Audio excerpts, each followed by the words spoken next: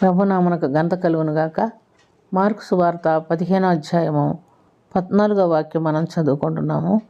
అందుకు పిలాతు ఎందుకు అతడే చెడు కార్యము అడగగా వారు వానిని సిలువేయమని మరీ ఎక్కువగా కేకలు వేసిరి.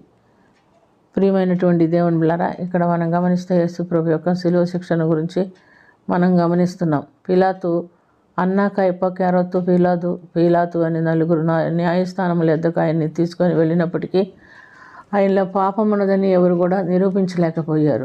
ఆయన ఏ పాపం చేస్తే నన్ను సిలువ శిక్ష విధించమని అడుగుతున్నారని పిలాతు అడిగినప్పటికీ వారు దానికేం జవాబు చెప్పకుండా ఆయన్ని సిలువ వేయమని మరీ ఎక్కువగా అడుగుతున్నట్లుగా మనం చూస్తున్నాం. పిలాతు ప్రజలను సంతోషపరచాలని ఆశపడినవాడై ఆయన్ని సిలువ వేయటానికి వారికి అప్పగించాను.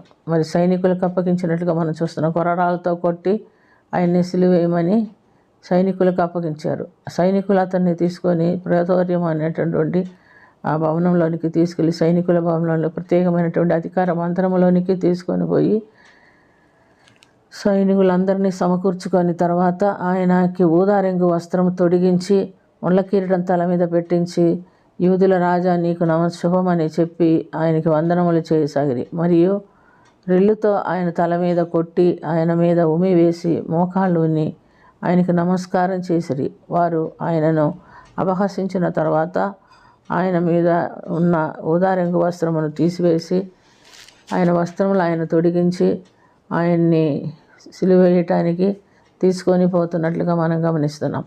యెషయా గ్రంథం 53వ అధ్యాయంలో 5 నుంచి 8 వరకు చెప్పబడిన మాటలు మనం గమనించినట్లయితే అది నెరవేర్చబడుతున్నట్లుగా మనము గమనిస్తున్నాం. కాబట్టి ప్రియమైనటువంటి దేవునిలారా, మనందరి అతిక్రమ క్రియలను బట్టి అతను గాయపరచబడినని దేవుని వాక్యంలో మాట నెరవేర్చబడుతున్నట్లుగా మనం చూస్తున్నాం. మన దోషములను బట్టి నలుగగొట్టబడిను, మన సమాధానార్థమైన శిక్ష అతని మీద మోపబడిను అని మనం గమనిస్తున్నాం. మన దోషములను బట్టి ఆయన నలగొట్టబడ్డాడు. ఆయన ఏ దోషం చేయలేదు, ఆయనలో ఏ దోషం ఉందని ఎవరు కూడా రుజువు చేయలేకపోయారు. మన దోషములను బట్టి ఆయన సిలువ మరణం పొందుతున్నట్టుగా మనం చూస్తున్నాం. అతడు పొందిన దెబ్బల చేత మనకు స్వస్థత కలుగుచున్నది.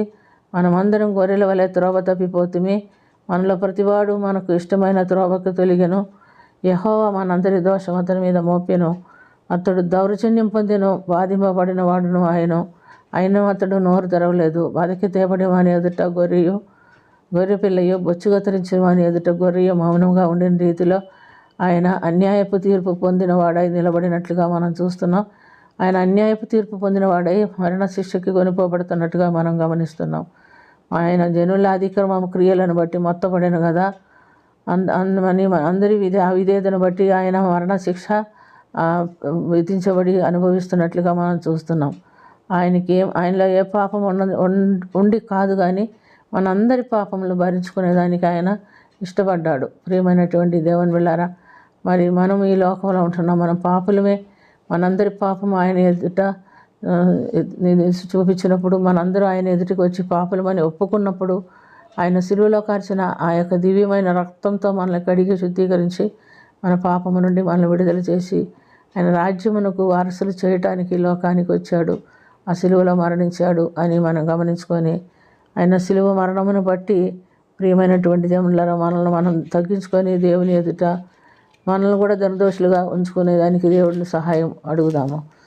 ప్రేమ కలిగిన తండ్రి, లోకంలో ఎవ్వరునూ మా పాపం భరించలేరు, ఎవరునూ మా కొరకు ప్రాణం పెట్టలేదు. నా ప్రభువా, నీతిమంతుని కొరకు ఒక నీతిమంతుడు ప్రాణం పెట్టుట అరుదని దేవుని వాక్యంలో మేము గమనిస్తున్నప్పటికీ మా నిమిత్తం నువ్వు పాపులమైనటువంటి మా నిమిత్తం పాపలేని నువ్వు ప్రాణం పెట్టావు కనుక నీ యందు విశ్వాసం ఉంచి మేము పాపము నుంచి విడుదల పొంది పరిశుద్ధపరచబడిన వారైన రాజ్యమునకు వారసులు ఉన్నట్లుగా మాకును సహాయం చేయమని దీవించమని యేసు పరిశుద్ధ నామమున అతి మిక్కిలి వినయంతో అడిగి వేడుకొనుచున్నాము తండ్రి.